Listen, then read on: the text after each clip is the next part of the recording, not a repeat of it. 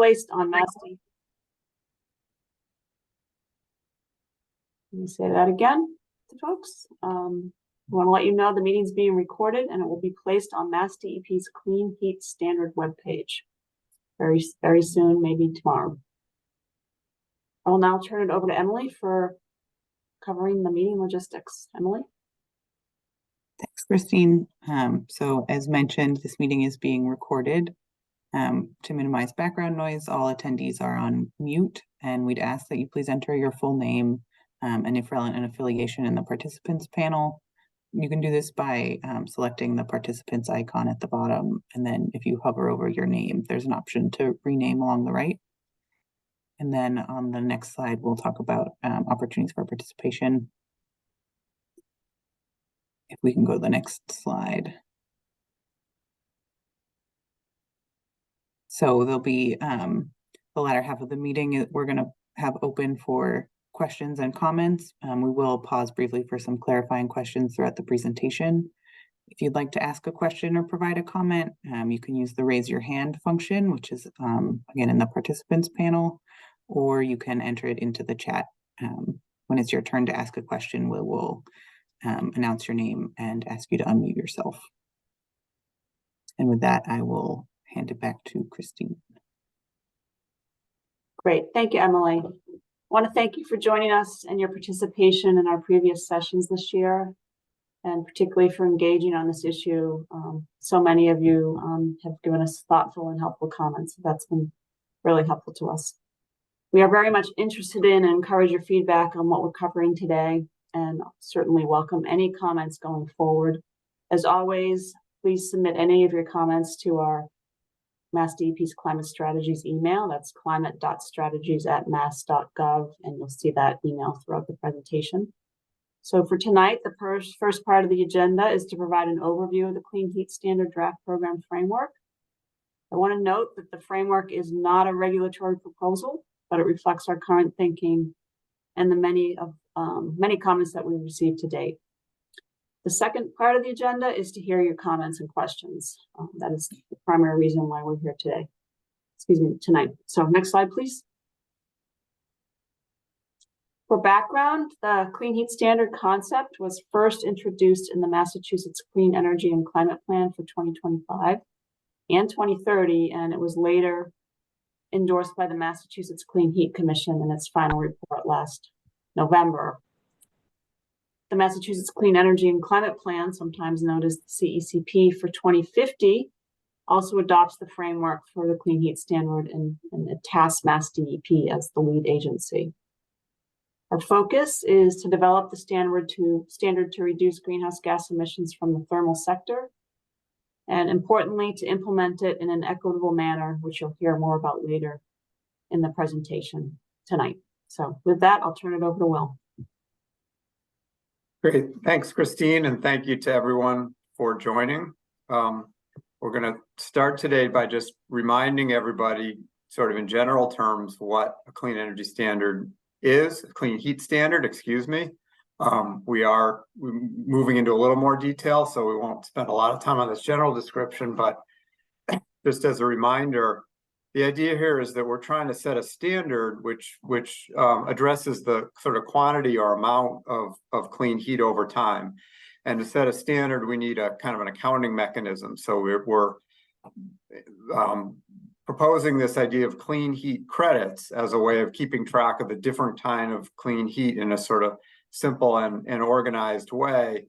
And once we have that concept down, then we can require the heating energy suppliers to purchase these credits or obtain them through their own work and use those toward compliance and set a particular standard. So we'll be talking in more detail about how that's going to work. Where we are now, we've put out a draft program framework that includes a lot more detail about exactly how this works, and we're looking for comments by December 21st on that. Next slide. So just as a reminder of our stakeholder process, this is what we're calling a virtual community meeting. This is really geared at a more general audience that may be following this, but maybe that's not, the focus of your work or the main thing you spend your time on. And then we've also had these technical sessions for the really people that are watching this in a professional capacity, and these are at the daytime. We most recently had a technical session last week, and we've posted the video of that online. We're trying to get it right now linked to our Clean Heat Standard website. That should be up soon. And so we're gonna kind of talk about the program in a general sense tonight. And then if you're really interested in a lot of the technical detail, you may want to go back and look at that video on YouTube. And then as always, we're happy to accept questions, suggestions, or comments anytime to that Climate Strategies mailbox. Next slide. So as a reminder, we have a lot posted on our Clean Heat Standard webpage, some stuff we've had up for quite a long time, some general descriptions of what a Clean Heat Standard is, including a summary, a short video, translations into multiple languages. We have a number of technical white papers that we've talked about a little bit at past meetings and referenced at times. We've posted the comments we received, both what we've had up when we last met, which were the first round of comments, but also we had additional comments over the summer, and we've posted those comments along with a summary. There are also the videos from our past meetings included, as I mentioned now, not just June, July, and August, but also last week's technical session that's up there as a reference. We've posted we'll work more on this early next year, but an early registration program for what we're calling the full electrification clean heat projects. Also a Clean Heat Standard frequently asked questions document that we plan to update on an ongoing basis. We've already made some significant updates to that since last week, so you could please look at that particularly if you submitted the questions, but also others. Josh, I'm not sure if we have a solution. We've had somebody that's been marking the slides. We had this last time also. Or taking a look at it now.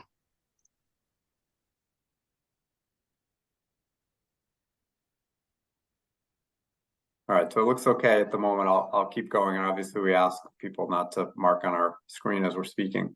And then the last thing, obviously, what we're addressing here is we have a draft framework, and the draft framework is meant to move past the discussion approach we took earlier this year, where we were looking for kind of general questions toward an approach where we really give some leanings or some direction on where we might be headed.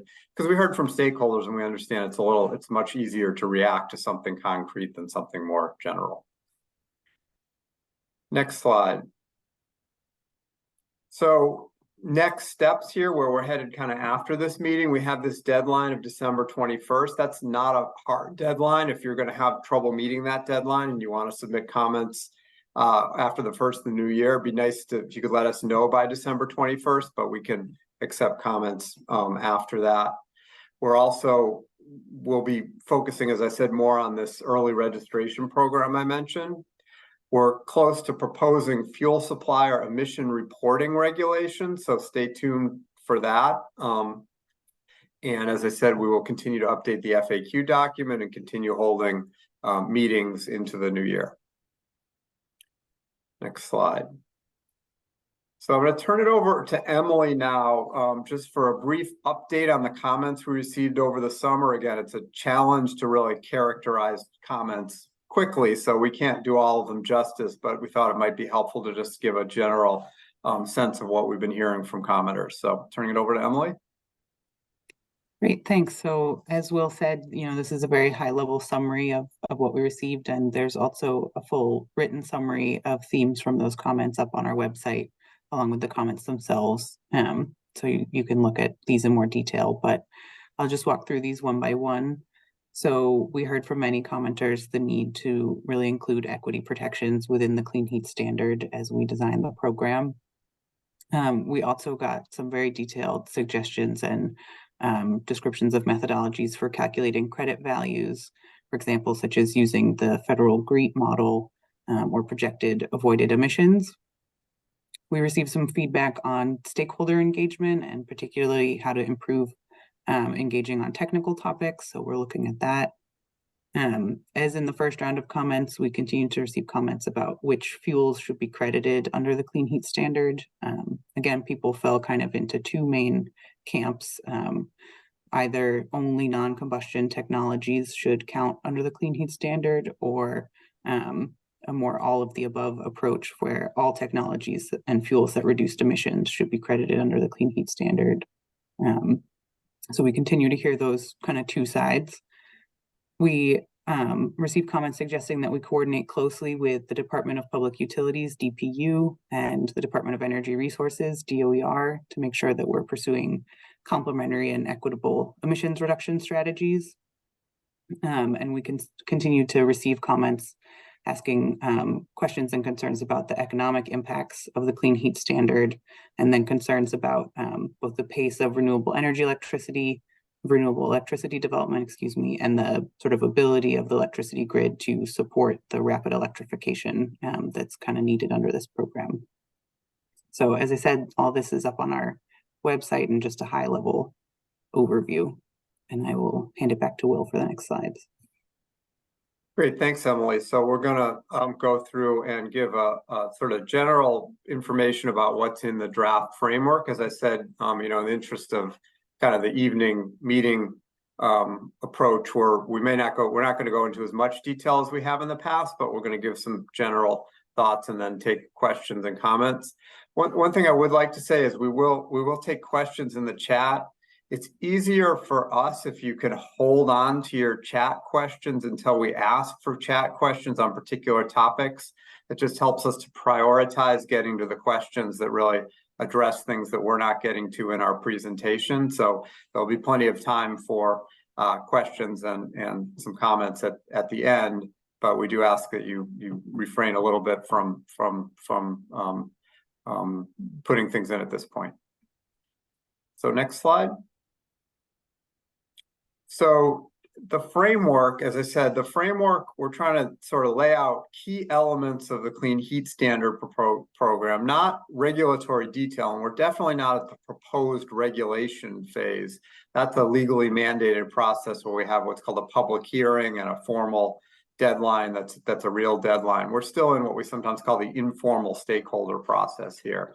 So the framework, in other words, has some details, but it doesn't have all the details. We've divided it up into 4 sections on different aspects of the framework, and I'll talk a little bit more about those 4 sections in a minute. And then, as I said, there's on our web page lots of more technical information if you feel like you want more detail after what you hear today. Next slide. So we're going to do our presentation of the framework going through the 4 parts of the framework, which are the same parts that we have organized within the framework document on our website. And as we go through it, we'll take these one at a time and even take some maybe brief clarification questions after each part, so we can really focus on the different components.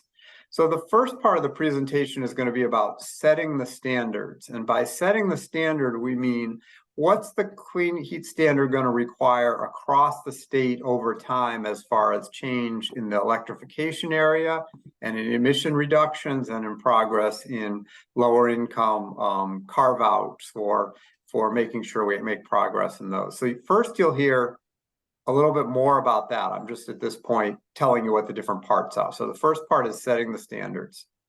Once we've heard about that, we're then going to go on to talk a little bit about the regulated heating energy suppliers. So if you're one of these companies that has to comply with it, a heating energy supplier, what do you have to do each year? How are what amount and what is the process for complying? Once we've talked about that and paused again for clarification questions, then we're going to talk about credit generation. Where do these credits come from? We've said electrification and biofuels. We're going to provide a little bit more information about that. And then finally, the 4th topic, which we probably won't spend a whole lot of time on tonight, but in a market-based program like this, we need to think about flexibility and how the market for the credits will work when people buy and sell credits. We do want to emphasize this just transition fee idea of collecting a fee on some of the credits to support equitable outcomes.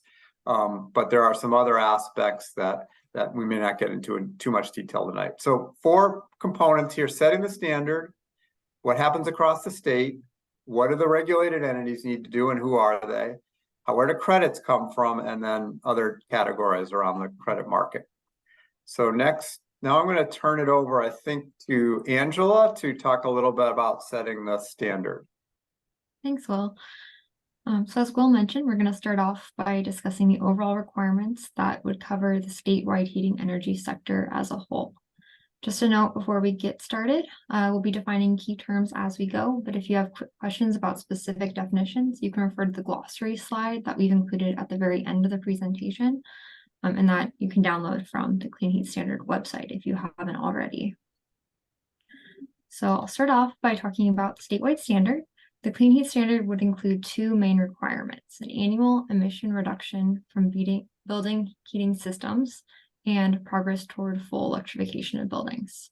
We'll focus on the overall requirements for now, and Emily will go over which entities would be obligated to comply and how to calculate that compliance obligation in the next section.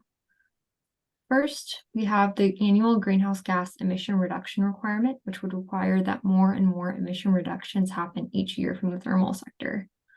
These emission reductions would be generated in part by electrification, and we'll talk more about how to generate those credits later on in the presentation. The second requirement is the full electrification standard, which would require a set number of full electrification projects to be completed each year. Additionally, a certain portion of those projects would be required to support low-income households.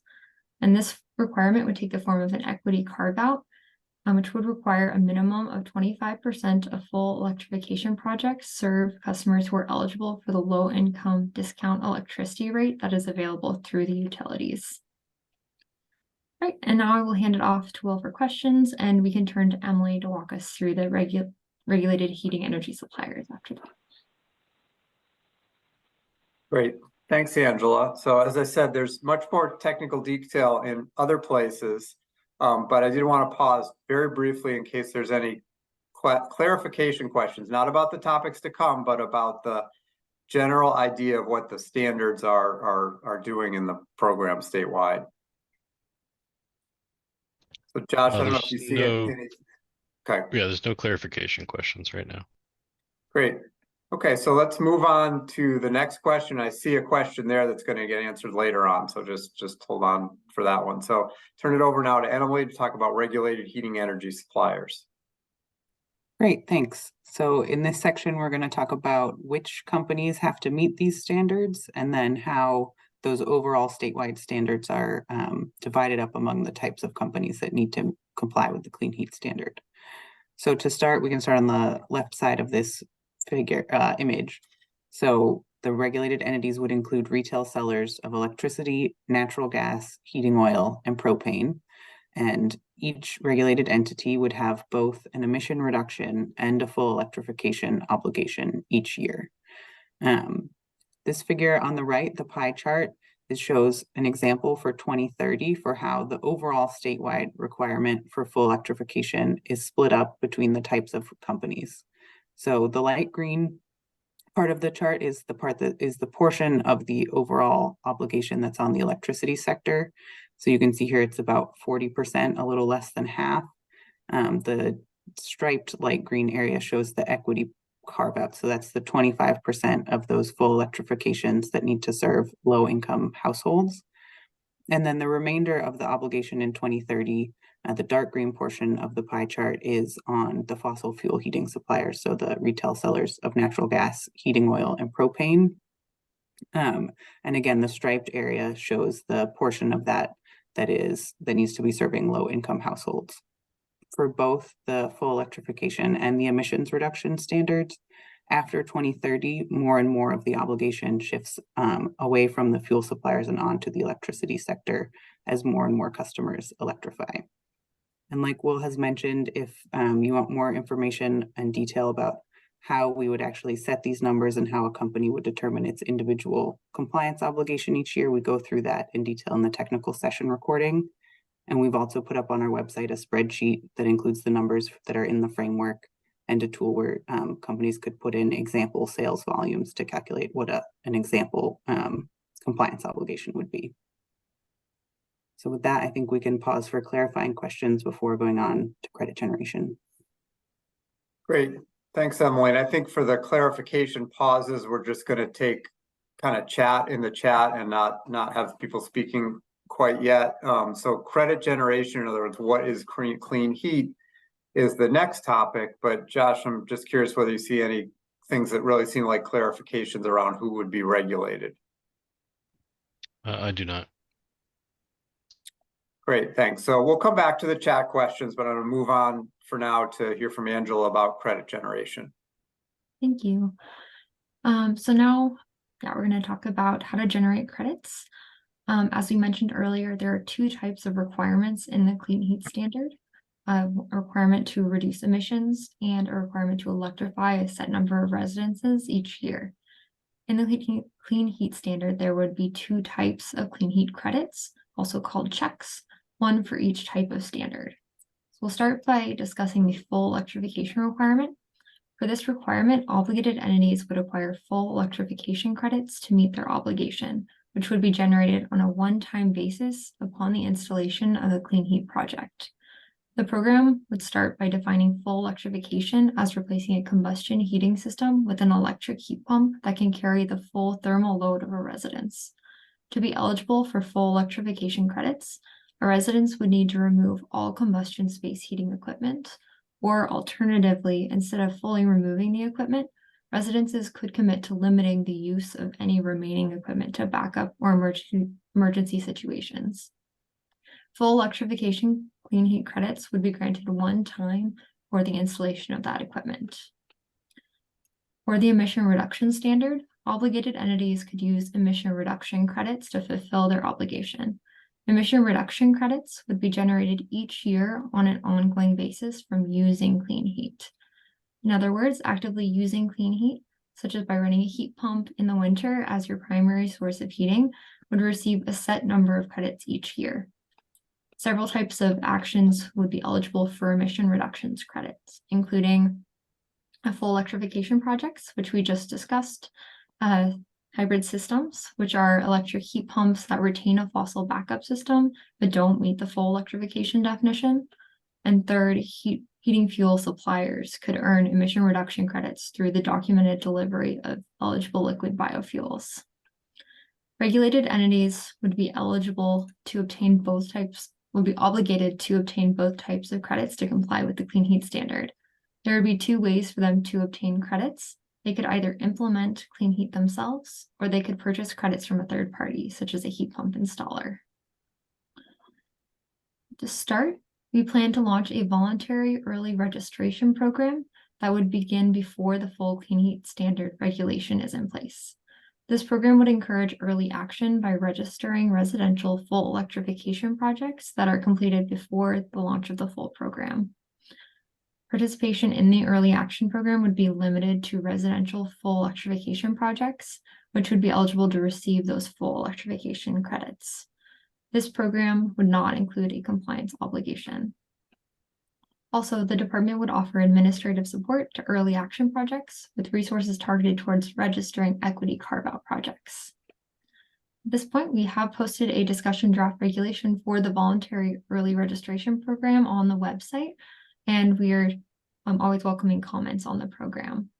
While this early action program isn't the focus for today, we will be scheduling future meetings to go over it in finer detail.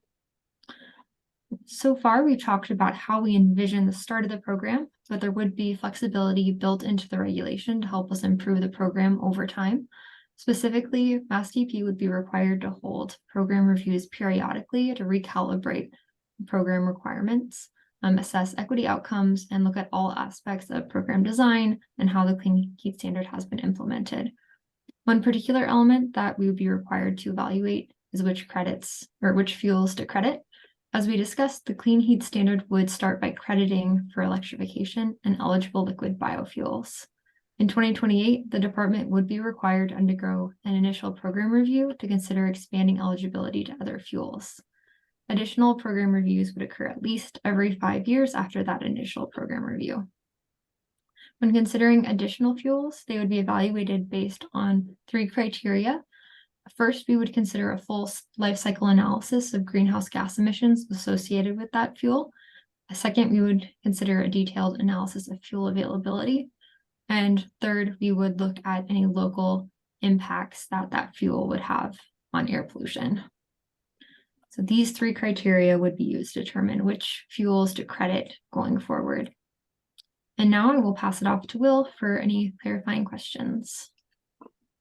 Great. I took a look at the chat. I think there's one category of questions that do seem like clearly clarification around credit generation. If anybody has other questions in that category, it'd be great to get them put in. And if not, then it might be best to hold off on them. But the ones I saw were around biofuels and which biofuels would be qualifying. So in the framework, we recognize 2 existing programs for crediting biofuels. One is the Massachusetts Alternative Portfolio Standard that limits crediting to what are called waste-based biofuels. Things like used cooking oil might be the source of those biofuels.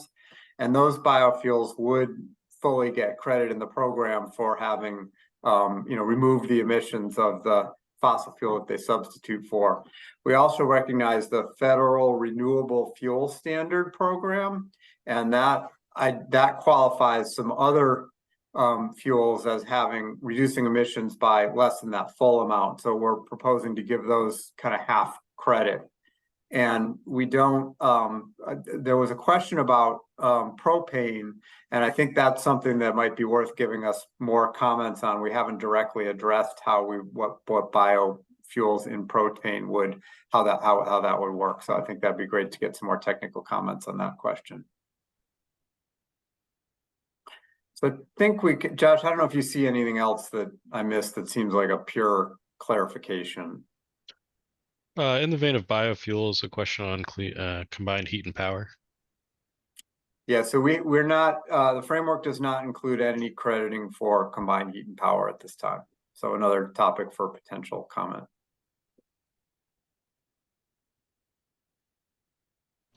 Other than that, no clarification questions on credit generation. Great, and again, we'll get back to all of them, so don't worry if you think you have something that we should have answered already. Okay, so then on to the last topic, Emily's going to talk about compliance, flexibility, and revenue. Great, thanks. So I won't go into too much detail on this, but the framework does include 3 mechanisms for compliance flexibility. The first of which is an alternative compliance payment, or an ACP. This is where a company could make a payment to the department instead of acquiring clean heat credits.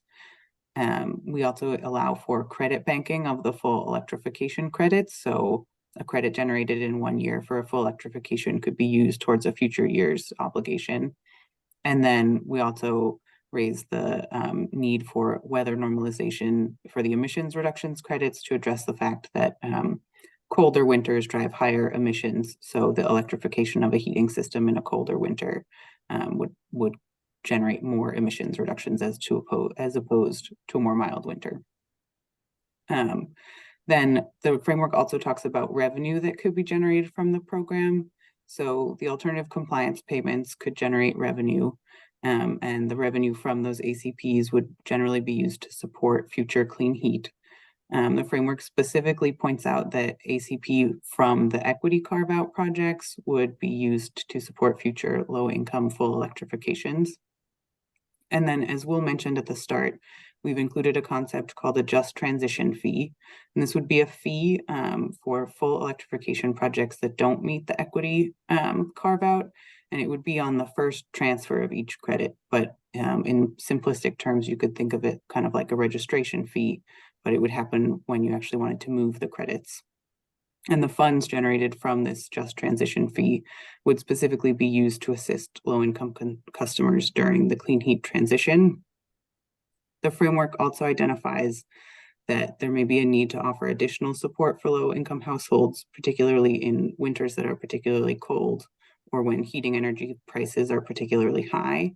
And so this additional support could be funded by the ACP or the just transition fee revenue, other MassDEP revenue, or other state programs.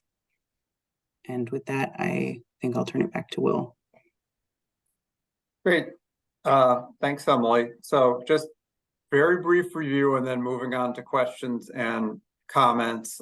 We heard about 4 different parts of the program. One is setting the idea that we're looking for both emission reductions and full electrifications across the state over time, and that comes from our clean energy and climate planning process.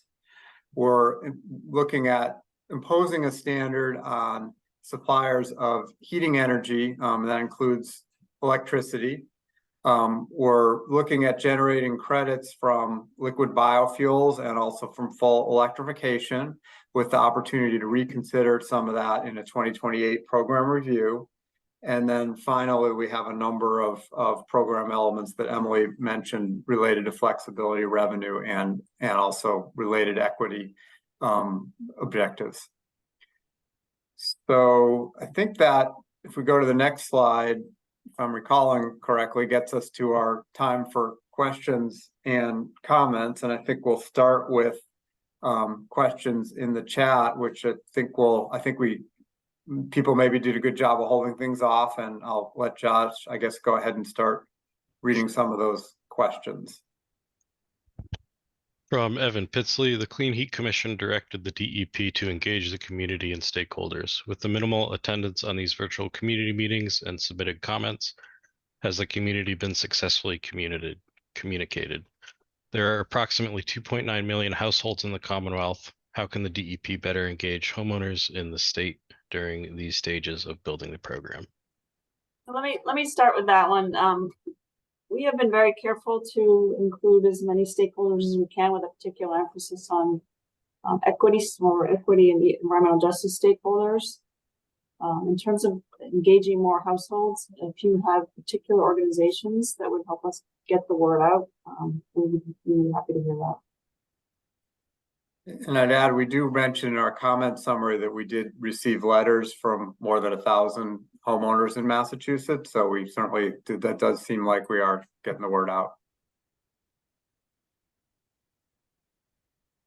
Regina LaRoque, there are substantial health benefits to ceasing combustion of fossil fuels and biofuels for heat. How are these health effects being accounted for? These are not mentioned in your draft framework as outlined and should be. The health impacts are important equity and justice issues. So as I said, to start off the program, we're focusing on the biofuels that are already in the existing programs. And then we have a mandate in 2028 that we're thinking of to revisit fuels along criteria, including health impacts. And we're happy to get information, in advance of that time in the comment period. I would just add, this is primarily a greenhouse gas reduction program, but we are certainly very much interested in the co-benefits for reducing other pollutants that we do focus on other programs in the department, like our air quality program. So I think that's a really important comment. Thank you. Tim Graham, new construction and or retrofit full electrification qualify? I think in the framework, we just talk about transitioning from fossil, but that's a good reminder to us to say a little more specific about that in future iterations. Emily, would you say that's accurate? I think our early action crediting includes either retrofit or new construction. Okay, good. Sorry then. Good. And as I've said, we're working on that more a little bit at the beginning of next year to sort of nail that part of it down. Evan Pitsley, how do you envision a propane, oil, or natural gas supplier to go about convincing a customer to turn away from other fuels, our fuels? Well, we know that's already going on, so we envision more of that activity over time, which I think is anticipated in a lot of projections, including our climate plan. Michael Blaze, how do you expect the grid to handle the added load? Who's paying for it? So that's beyond the scope of our clean heat standard process. The clean energy and climate plan, set the pace on moving forward. There's a number of other state programs, including MassDEP programs, that look on making sure we have enough clean electricity supply. And there's also the regional grid operator that has a responsibility around electricity reliability. Eve Torrey, can you clarify the obligated entities do not include larger property managers? That is correct.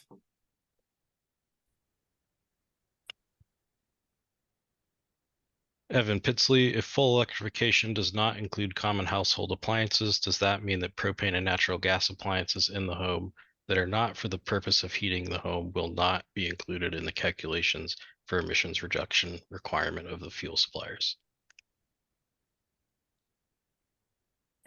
So That is the way the framework is drafted right now, but we are taking comments on whether or not that should be expanded, so feel free to comment on that in your comments. And we will be, these will be considered part of the comments as well. And I would just add, that's also another thing that maybe come up for consideration, the 2028 program review. We are trying to sort of start off focused and gradually increase things. But we, as Christine said, anything that we've put in that 2028 program review in the framework, we're happy to receive comment on for how we should address it at the startup also. June Wooding, how do voluntary early action registrants know what the credits are worth to make a financial decision if the market doesn't exist? Are these potentially free riders? I think the early action crediting program is meant to address some comments that if you don't allow early action, people might wait until the program started to do their activities. So the early action is meant to address that, but it can't fully address all of the questions you're asking. There would be that complication in the startup part of the early action crediting part of the program. Michael Blaise, due to the lack of generation, how do you plan on sustaining the electrical generation and transmission for said increase in electricity? Is there a plan for LNG electric generation to be able to store fuel tax-free so they can buy off season? Tax on inventory adds expense while electric generation and home heat use more fuel at the same time. Great. I think I'll just take that as sort of a comment on the general topic of electricity supply that I addressed earlier, but we certainly hear that it's a concern that people have. Evan Pitsley, why is the electrical life cycle analysis not considered? So we're working to make a simple, easily implemented program, and we looked at the fact that the electricity sector and the building sector are separated out, and we think about the way we think about our emission limits in Massachusetts, and elected to just concentrate on how much reductions we could make at the individual homes, because we feel like the electricity part is dealt with in other parts of the climate planning process. Joe Uglietto, will credit banking be allowed for emissions reduction credits or only for full electrification credits? I think in the framework we have it for the full electrification. I'm not sure we've really worked out the details of the emission reduction part of it, so that's a good thing for us to think about being a little more clear about, I think. June Wooding, who pays for the just transition fee? So the just transition fee, the idea is that if you're the idea that there's what we're calling a full electrification, a low income carve out concept in the credit process. So some projects will be identified as eligible for being treated as low income projects, and others aren't. And so the ones that aren't, the basic idea, as Emily said, is that it's kind of like a registration fee. If you're not in that low income category, and we're particularly thinking of somebody that has a larger income, maybe doesn't need so much of a subsidy, then they would be subject to that fee, and it would be collected not at the time of registration, but at the time it was kind of sold into the credit market. Michael Maravelis, your model assumes that people will move to full electrification each year. What happens if that does not occur? I ask because there are many high efficiency and multi-fuel heating technologies already used in the Commonwealth. Properly maintained heating systems can often last 25 plus years. Right. So there's the stringency is aligned with what's in the clean energy and climate plan. So we're not sort of revisiting what the rate of equipment turnover and that sort of thing are necessarily in this, although we're happy to get comment on it. But to more directly address your question, there's also what's called an alternative compliance payment option. And the concept there is it's not like a penalty, it's an alternative way of complying where you can make a payment to the state and we can use those funds to make sure that we make more progress in the future to make up for any deficit we have in an earlier year. Shelley Plissy, can you share the fees? Do you have a slide for that? It is in the technical part of it. It is a little complicated because it's a percent of the alternative compliance payment amount and it changes from year to year. So I think I'd refer you to the more detailed framework. And another thing I should say about questions is we're happy to have email questions at that climate.strategies email address anytime. So if you feel like there's something that you didn't catch in this or we're not covering, you can shoot us an email and we'll try and get back to you offline or put something in the FAQ document. Leslie Anderson, weather normalization should include actual emissions. Colder winters at present means higher greenhouse gas emissions for electricity due to the increased volumes of heating oil, diesel, and natural gas usage to generate electricity. Great, thanks. Yeah, I don't have anything to add to my other comment that we have a lot of other policies to address electricity, but we're also hearing tonight that there's a lot of interest in how it maps onto this particular policy. So I'll just take that as another example of that perspective. Evan Pitsley, what prevents MassSave or the Building Decarbonization Clearinghouse as proposed by the Clean Heat Commission from requiring that clean heat credits be transferred to the electrical supplier in exchange for funds from MassSave as part of their application process?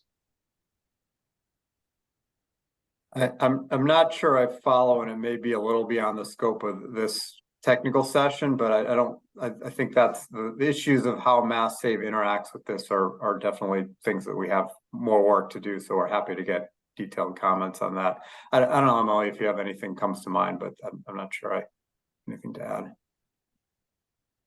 Yeah, I think I'd just refer to the technical session where we set out kind of a high level how the MassSave projects would be handled. Good, thanks. Kendall Smith, it took me 20 minutes to find this video. How is that not trying to hide this meeting? Yeah, I think we all have trouble finding things on our webpage at times, but we really do encourage you to get familiar with our Clean Heat Standard webpage. And as you do that, I think you'll get more used to how to find the different parts of it. Certainly, we're not trying to hide anything. Tim Johnson, 1,000 households. What percent of homes in Massachusetts is that? I don't have a percentage, but I take the point that that's still a small percentage of the total amount of homeowners.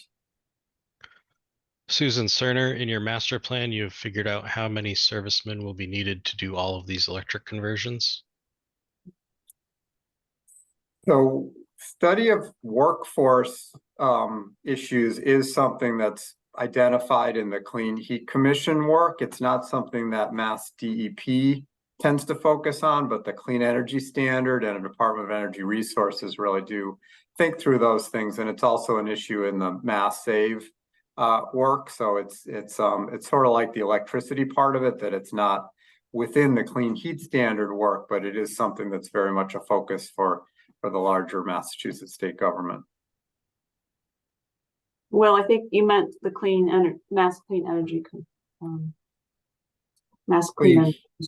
Heat Commission. Mass Clean Energy Center, Mass CEC, right? Yeah, exactly. Mass Clean Energy Center is focusing on workforce development. Great, thanks. Sorry, I hope I didn't say anything too off. That's what I meant. Thanks. Chris Kowalski, regarding the tracking of gallons and therms of gas consumed in Massachusetts and the ability to differentiate, track, and report the various usage of gaseous fuels throughout the state. Within residential customers, there can be a variety of usages within thermal heat, including home heating, partial heating appliances, and hearth appliances. In addition, there are non-thermal uses including cooking, water heating, and standby generators. How would other uses of gas be broken out from the home's total annual energy consumption versus these other uses? Right, there's nothing in the framework that does that breakout. Certainly that will become, an issue over time as we see how things progress. So as we do the program reviews later on, we'll see how much progress we're making at converting whole homes. But I think one important thing is that the conversion of the heating section, part of the home energy picture into electricity or away from fossil fuels does help to provide a trend toward moving those other uses away from fossil fuels. Brian Sora, as the need for employees' current jobs gets phased out, oil burner tech, LP gas installers, etc., what is DEP or the state doing to provide financial aid to help these workers transition into new jobs that are part of this initiative, like becoming a licensed electrician? So again, I mean, that is exactly what people see happening is transversing into new clean energy jobs, and the Massachusetts Clean Energy Center does a lot of work in that area and other parts of the government, but I don't have a direct clean heat standard answer to that. Kendall Smith, not to mention how this is unfair for those who not good with technology or that don't have the ability to access the internet.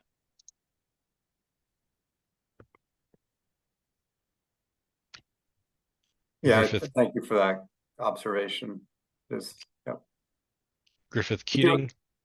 I'm trying to think whether we have, we could also provide a phone number probably for questions. I mentioned an email address, but we'll work on how we might do that. I will also note we do have people to reach out to if you don't have technology and need to have alternative ways to access the information. And so please let us know, and if we need to have that, we will provide it to you. Great, yes, thanks. The other thing I'll mention is we are very much focused on language access too. So, up on our website, we do have some information in different languages. Griffith Keating, in the straw proposal, the equity ACP is set to 2 times the standard alternative compliance payment. This seems insufficient when MassSave reporting indicates the average cost of low-income electrification to be $25,000 plus. The equity ACP should be benchmarked against current data on electrification costs. Great, that's helpful. We can take that as input, and while not required, we are happy to get written input on technical issues like that also. Deshaun Kevin, what is the duration over which the clean heat credit is computed?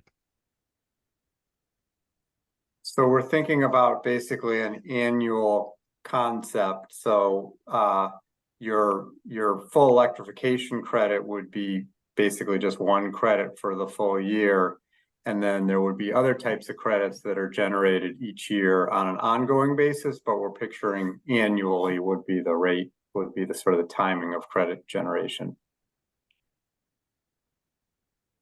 Michael Ferrante, in past meetings, you have said that MassDEP does not need legislative approval to promulgate this regulation. Are you communicating with Beacon Hill lawmakers? And if so, how are they reacting to the fact that the price of energy for all their constituents is going to go higher under the regulation? So on that one, the last call we did mention that we do have broad authority to promulgate this regulation. In terms of lawmakers, we do interact with lawmakers on various aspects of the Clean Energy and Climate Plan as the Commonwealth. I know there is a piece of legislation in the legislature on a clean heat standard, so we've been working with our legislative liaison to understand that more. In terms of the cost going up for constituents, again, we're trying to build in some equity measures to make sure that we protect against low-income folks that may be more heavily impacted by the regulation. And I'll just say, I do see that we have a raised hand. I think we're going to stop. We will take time for if we have time after the chat comments, we'll address people that want to speak, but I think we're going to start and try and get through the chat comments first. Tim Johnson, how much of the money is going to be used to retrain employees as our businesses die? Yeah, I don't have anything to add to what was said earlier. Brad Plissy, you keep saying full electrification. Make it clear. What's your ultimate goal? 10, 15, 20, 30 years. Put all propane, oil, and natural gas out of business and make everyone fully electric. So we're trying to implement the Massachusetts Clean Energy and Climate Plan, which does very much envision a large fraction of the heat transferring to electricity by the 2050 deadline in the Clean Energy Compliance Act to be net zero as far as our emissions. Deshaun Kevin, how do you ensure maximal weatherization, i.e. demand reduction, is done before electrification, because utilities get paid by the amount of T&D, and so they may not do a great job of weatherization or deep retrofits? Yeah, that's a great question. I think we'd like to hear comment on. We do say in the framework that we think that sort of actually separately crediting weatherization might be overly complicated, but there might be some, we haven't ruled out that there might be some requirement that a home be weatherized before it goes through a full electrification crediting process. So that's I think I hear the idea that we should really be thinking about that. So that's a good comment. Thank you. Chris Kowalski, there was discussion of credits, credit banking, marketplace creation, and payments to DOER for alternative compliance. This seems to position the DOER as a marketplace creator and fiduciary body. Can you please point to sections of framework or other rulemaking that gives the DOER the authority or responsibility? Right. So this is the Department of Environmental Protection, which is maybe not material to the question. We have experience also in our current clean energy standard, where we have alternative compliance payments that go into a climate mitigation trust, and so we have experience with that in other programs. Certainly, we need to revisit the question, as we go into this program, but that's our experience in the past. Brad Plissy, that's called a fine, not an alternative option. Christopher Chase, how do you plan on regulating out-of-state companies that deliver oil and propane into the state? Does MassDEP have authority to fine out-of-state corporations? I think the answer to that is probably to defer to the fact that we're close to proposing emission reporting regulations for those companies, and then the compliance obligations would be based on those emission reporting regulations. So it's probably a little premature to answer the details of that right now. Leslie Anderson, propane is cleaner than Massachusetts electricity today, so asking propane companies to replace propane heating with electric heating would increase greenhouse gas emissions. With renewable propane blends, our industry has a plan to stay cleaner than electricity as the grid becomes cleaner, and we suggest a deeper look into credits for propane and renewable propane. Thank you for that comment. June Wooding, do you foresee many heat pump projects going outside of the MassSave program? If not, explain your vision on how others can produce credits if MassSave credits belong to utilities. So the interaction with MassSave is something we're still, working to refine, but the concept is that the MassSave program, provides a certain amount of credits, but this standard eventually would add to that by being longer term and more comprehensive, and so that there would be additional demand for credits beyond what's being created within MassSave, and that the companies that are doing these installations and so forth would have an incentive to invest in that so they could meet that additional demand. Tim Graham, who owns the rights to the credits, the homeowner or utility, if a MassSave rebate is received? So we haven't, the general overarching concept here is that a homeowner owns the right to the credits. We do have work to do on the details of how that works under MassSave and whether there would still be this requirement that the homeowner somehow acknowledge the use of the credits, or whether that wouldn't apply in that case. Thank you for raising that as an important issue. Michael Blyce, with clean renewable energy not being as reliable and as consistent as our current methods of generation, how do you expect to meet and sustain this plan? Sure, yeah, I don't have anything to add in my earlier comments except to acknowledge again that that's a theme for tonight. Karen Solomon, plan to include biofuels is decision-making taking into account emissions associated with their cultivation and combustion and associated health harms, e.g. ethanol causing increased ground level ozone, exacerbating asthma and other lung diseases, and recognizing that higher temperatures will further increase these levels. So I think we're open for comment on details of issues like that. I would point out ethanol is not in the heating fuel supply, but there is biodiesel and potentially another related product called renewable diesel. And I think we'll probably hear more about those issues. But the overall emissions, as far as health impacts, is similar to the fuels they're substituting for. So that we wouldn't expect a big change there as far as that substitution. Susan Cerner, I am questioning how much the DEP understands how heat pump actually works in low temperatures if something goes wrong and parts need to be ordered for the electric board. A house is at great risk of freezing up. Also, techs work on these units outside no matter what the weather. So I think that's a good point to make the point that this program isn't sort of forcing anybody to do anything. It's intended to encourage people to make the transition when they are ready. And so we, acknowledge that not everybody's going to be ready at the same time. There are lots of other programs in the state to help people through that transition. So MassCEC, for example, has a Clean Energy Lives Here webpage that has a lot of resources to help people prepare for those issues. I think we are aware of them at DEP, but they're not, the clean heat standard is not in isolation. It's embedded in a lot of great state policies that are moving the same direction.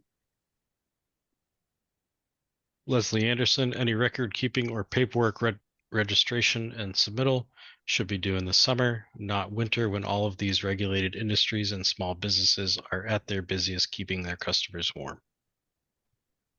Thank you. That's a helpful comment.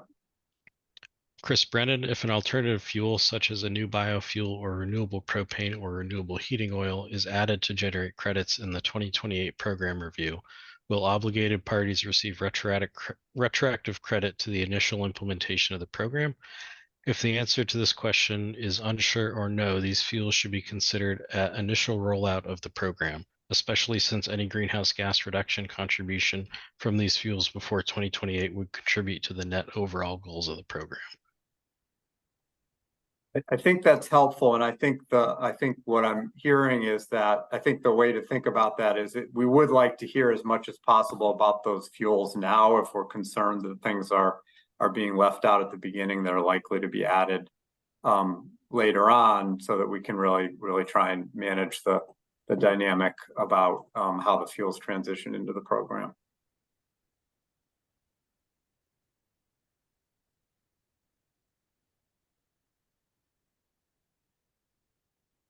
Adam Friedman, good evening, and I extend my sincere gratitude for affording me the opportunity to share my perspectives on the Comprehensive Heat Strategy, CHS.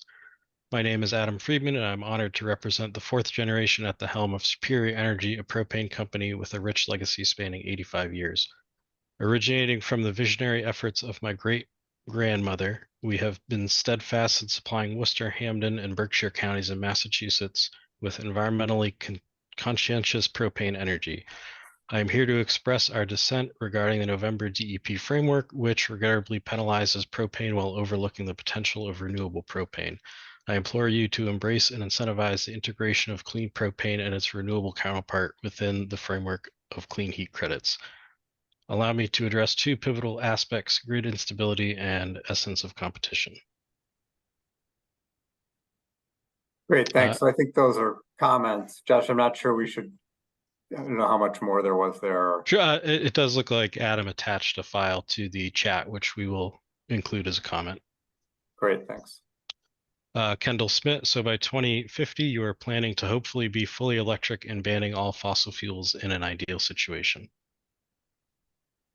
I think the part of it that's important now is that we're working on implementing a series of climate plans that the state has developed with looking at legislative requirements, stakeholder input, and a lot of different things, and they really do make us focus on electrification. Evan Pitsley, if adequate time for verbal comments and discussion is not allowed, I would like to formally request an extension of this commenting period beyond December 21st, 2023 to allocate more time for this to occur. So one thing, I see Evan has his hand up. We can take that next. We do have another session on this Thursday, but Evan, do you want to ask your question? Please. Evan, I've asked you to unmute. All right, thank you for recognizing me. Good evening, everybody. My name is Evan Pitsley, and I am from Middleborough, Massachusetts. I am a proud father of 5 children, ages 11 months to 10 years old. I own a home and work hard every day to provide for my wife and children. In today's economy, with ever-rising prices, that proves to be more difficult each day.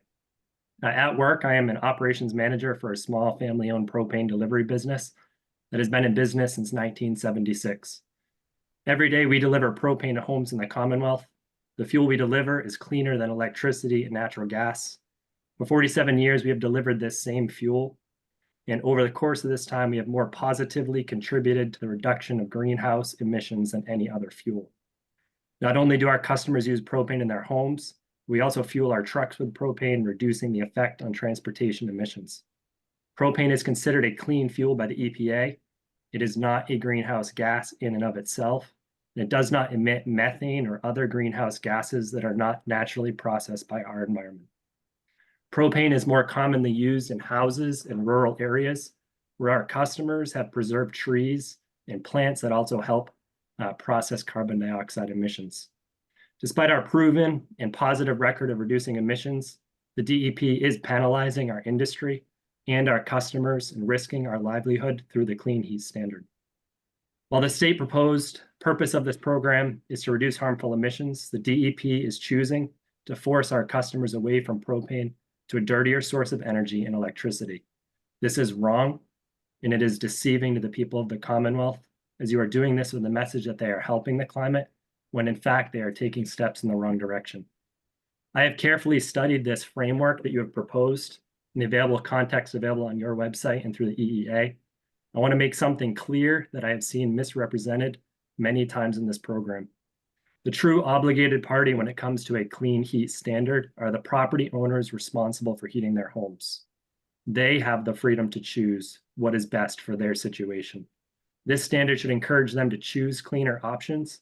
Right now and in the foreseeable future, the more environmentally friendly option is propane. The lofty dream of clean electricity in Massachusetts is not even on the horizon. It is also not right for the standard to require me as a propane supplier to force this choice on our customers. The Clean Heat Commission made it clear in their report that they are too afraid to be the ones to force homeowners to use electricity and instead are placing an unjust burden on small businesses like us across the Commonwealth. There is a better way to reach our climate goals, as property owners are the true obligated property party, which is reinforced with your decision to originate credits with the property owner, the best basis for responsibility for a clean heat standard, and the requirement to meet benchmark rests with electrical suppliers as the obligated party that will equitably impact every property owner across this state. With electrification being the current dream of the leadership of this state, electrical suppliers have the most to benefit from this and thus should shoulder the greatest responsibility. Their requirement to recruit people to their own product will force them to keep costs lower so that it is advantageous for someone to switch and make aggressive investments to be able to handle the increased load.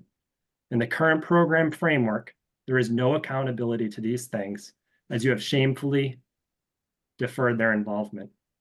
You need the propane industry in this state on your side in this fight to improve the climate.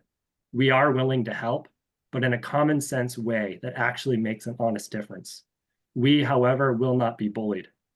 Allow propane suppliers to gain credits that can be transferred to electric suppliers as the obligated party, just as you envision the role of HVAC contractors. This would incentivize our involvement rather than bully us. It would allow us to maintain the propane infrastructure necessary to support the electrical grid when it fails. It has failed us many times and will continue to do so. A more resilient Massachusetts, which has been echoed by a governor, when it comes to energy support and security, involves the use of propane to power homes in our state. Just ask the more than 800 customers of ours that rely on us to deliver for their generator systems when the electricity is out. If you move forward with this framework as it stands, you will force my employees out of work. You will stretch the electrical grid beyond what it can handle. You will drive electricity costs beyond what the consumers can handle. I fear for the financial future of my 5 children in this great Commonwealth, as increased costs will drive incredible people from our state. I asked 3 things from the DEP today. Number 1, seriously consider the feedback that we are giving. Don't just say you are listening, but mean it.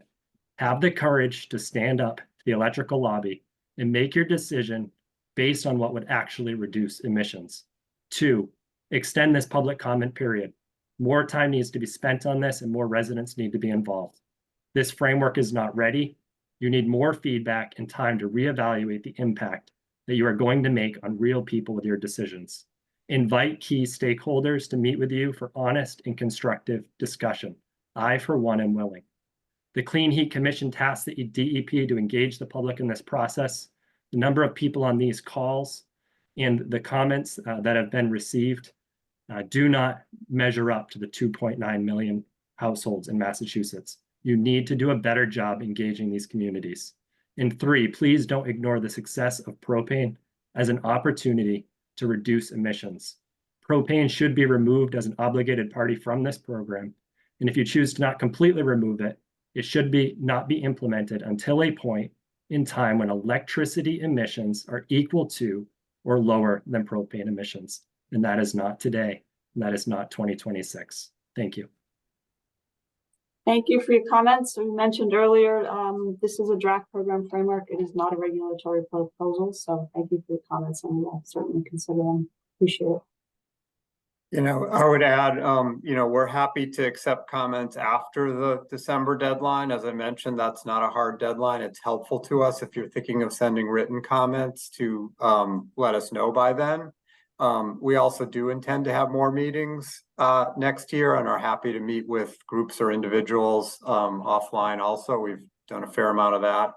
And the last thing I want to do is thank you for articulating a couple of things that, you know, I think you're speaking for a number of people on the call. One is about, you know, thinking about the actual businesses that are doing the work of keeping the heat in homes, and that's important to remind us of that. The other thing, you know, I think there is a real policy question that you raised, which is a decision we made, which is that we would credit electricity, you know, based on this idea that the climate plan requires the transition to electricity to happen by 2050, and in order to get there, we do need to you know, start that work soon. On the other hand, we have had stakeholders all along, and it sounds like you're saying, well, if this is really about emission reductions in the interim, we really should be counting the reductions, you know, kind of net from the electricity emissions in this time period. And so it's a helpful comment. I think we're kind of worried about program complexity and also not getting the 2050 outcome, but we do appreciate your pointing that out. And as I said, that is a theme that we've heard loud and clear throughout this evening. So thank you for me also for your comments. Deshaun, Kevin, would extra weightage be given for installation of rooftop or near local solar power or community choice electricity renewable subscription, especially for low income or equity residents, homeowners, and renters, plus large property owners, be considered in priority action? So the framework doesn't envision that explicitly. Certainly, we do hope that you know, as we're working together with other programs, that we can coordinate some of that, but it's not something that's directly addressed in the framework. Jim Blake, has DEP determined how many overlapping programs and agencies will need to be coordinated to implement the CHS program? Yeah, I mean, the Clean Heat Commission talks about that quite a bit. So, and we do interact with the other agencies on a regular basis. Christina, I don't know if you wanted to add to that. And also, do we need to switch over to Emily triaging the questions at this time, Josh? Is that the... We have something. Yeah, we're good.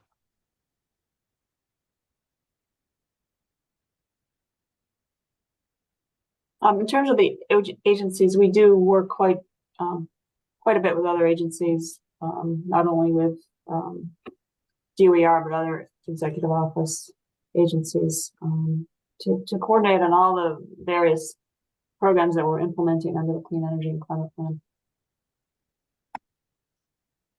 Lindsay Luck, when will I be prepared for my house to freeze? You certainly won't. If you have clean heat, it's clean heat, so you'll have heat. I will need to turn the questions over to Emily now, so thank you. Great, thanks, Josh. Perry Grossman, my understanding is that new heat pumps work well in cold weather. I am glad to hear that the clean heat standard is moving forward. Thank you. Michael Blaise, please look into how heat pumps perform in extreme cold. They do not keep up. Until the technology catches up, this is a dangerous and unsafe policy. That's helpful. We're certainly keeping track of that research. For example, we heard a presentation just this past Friday, that things posted online about their experience in Maine, and we're certainly keeping track of that issue. Jim Blake, it would be helpful to provide incentives to hybrid systems to accelerate transition to lower carbon emissions, especially with electric resistance using greater energy than other alternatives. So one thing we haven't talked about much is the ongoing emission reduction credits would offer some incentive for hybrid systems to operate, so that there would be an opportunity to as long, the problem with hybrid systems is people may not operate them as heating systems. Sometimes the intent is more around air conditioning. And so we were working on a crediting scheme that does encourage the use of hybrid systems. Kendall Smith, it's a yes or no question. Are you hoping fossil fuels are banned by 2050? We are not banning fuels under this program. We are providing incentives for cleaner fuels, including heat pumps. I think under the Clean Energy and Climate Plan, the goal is to electrify the heating sector as much as possible to meet our clean energy and climate goals. Right, and again, the clean heat standard is meant to achieve that by finding, people that are interested in making the transition and helping them to make that transition. And we hope that transforms the market over time. Nicholas Johnson, propane has a source site ratio of 1.01 compared to 2.8 for electricity from the grid. This means it takes 2.8 units of electricity to produce and deliver 1 unit of energy to a home, compared to only 1.01 for propane. Conventional propane has a carbon intensity score of 77 in Massachusetts, far lower than the Commonwealth's carbon intensity score for electricity of 100 in 2022. Utilizing a full life cycle analysis, isn't it clear that the direct use of propane is a clean and climate-friendly way to consume energy? With renewable propane, it has a even lower carbon intensity, so shouldn't propane and renewable propane be eligible for credits? Yeah, I think we'll just take that as a comment, so thanks. Brad Plissy, once fully electric, how do you plan to prevent the absolute disaster that happened in Texas when there was a mass hysteria and blackouts due to heat pumps running? If that happens in fully electrified Massachusetts, it will be no laws followed, no rules, just all out madness. Thank you for the comment. Perry Grossman, aren't wind, solar, and batteries a strong foundation for future electricity sources? I think this work shows the effectiveness of heat pumps, and there's a link to a MassEC study. Also, Perry Grossman, my understanding is that the Massachusetts grid electricity is from over 50% renewable sources and growing. Is that correct? And there's a bit of a discussion in the chat. Is it- Yeah, I don't know if we have an exact percentage, and the percentage would include other sources of clean electricity like regional nuclear and hydro, but certainly in general, the grid is clean and getting cleaner compared to what it has been in the past. Susan Summer, my understanding is that biofuels take a lot of energy and cost to produce, leading to higher costs or continued dependency on federal and state subsidies for its continued existence. Also, there has been no mention of geothermal energy and heat pumps. Heat pumps have gotten a bad rap, whereas geothermal network grids, like that being piloted in Framingham, work in extreme cold weather, think Iceland, is available to everyone with the proper investment in transition rather than money being diverted to other schemes that extend the life of fossil fuel networks. And Emily, I think you can provide a quick clarification on that one, right? Yeah, so the full electrification does include ground source or geothermal heat pumps, so that would be credited under the Clean Heat Standard. Brad Plissy, COVID has eased and mandates have been lifted. Would it not be fair to make some of your meetings in person? So on that one, we find that we've been able to get a lot more attendance in the online meetings, but as Will said, we have certainly open to meeting with folks in person. We've met with a number of folks, both virtually and in meetings. So if you're interested in a meeting, we're happy to do it, and we'll certainly take that under advisement as we plan future meetings, including the potential public hearing on the draft regulation. Deshaun Kevin, how will the price of clean heat credits be calculated, especially as time progresses and the urgency to reduce overall magnitude of greenhouse gas emissions increases? This should not lead to people waiting for longer to switch and get paid higher get paid a higher amount in credit value. Yeah, we are proposing a kind of phase-in standard because we do need to make sure that the program is working well in the early years, but once it is fully phased in 2030, we have set a numerical standard for each year. So we hope and expect that will kind of keep a steady value and market-derived amount of credits happening each year that will help a little bit with those issues. Cassandra Russo, Mass has high electricity costs, well over the national average. Propane is providing affordable clean energy equity to low-income households and at lower emissions currently than electricity, as previously commented. Renewable propane is chemically identical to traditional propane, so it doesn't require any new equipment to be installed or any replacement or upgrades of equipment, thus lowering the carbon footprint from installation and manufacturing associated with other technologies. Great, thanks. I think we can just take that as a comment. Evan Pitsley, who should we contact to schedule an in-person meeting to discuss the advantages in propane for emissions reductions? This is an important stakeholder meeting and needs to happen. Yeah, So I would suggest, Evan, that you submit, just send your contact information to the climate strategies box, and we'll get back to you on that. wait, let's switch slides so we have that mailbox on the screen for everybody. There's also a link on our program webpage, and I think within the framework document maybe also. June Wooding, there is no difference in credits between air source heat pumps and network ground source heat pumps, even though they are far more efficient and less impactful to the grid. Is there consideration in giving more credits to ground source heat pumps or network ground source heat pumps versus air source heat pumps? Yeah, that's helpful. I wouldn't say there isn't consideration. That is true that that's how the framework looks at it. And that's because ultimately, whichever one you do, you reduce the same, the emissions that would have happened from the fossil system in the home. And we are trying to make a simple implementable program. So we're, happy to receive comment that we should somehow address that, but it's not currently addressed in the framework.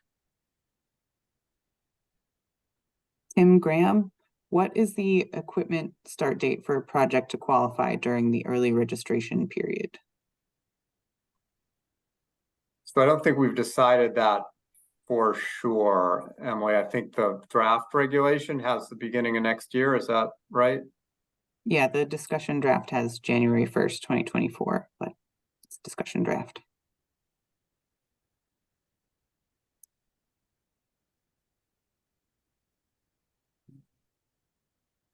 Doug Plissy, since this meeting tonight, my takeaways are to recommend and to encourage DEP to commit to review and educate yourselves on propane and renewable propane, to review the current state of affairs with the failing MassSAFE program, as well as educating the public more on these proposals, and to allow a defined longer comment period in all fairness to the residents, homeowners, taxpayers, and voters of the Commonwealth.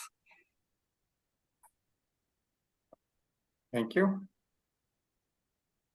And that is the last comment in the chat. There's a little bit of commenters chatting with each other.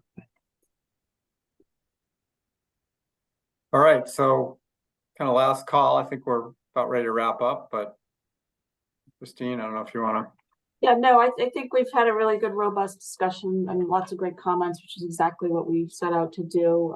Again, we have not made any decisions, final decisions. We are, again, taking comments on the draft program framework. We do anticipate doing additional stakeholder outreach and meetings into next year. So please stay tuned. And Will mentioned earlier all of the materials up on our website.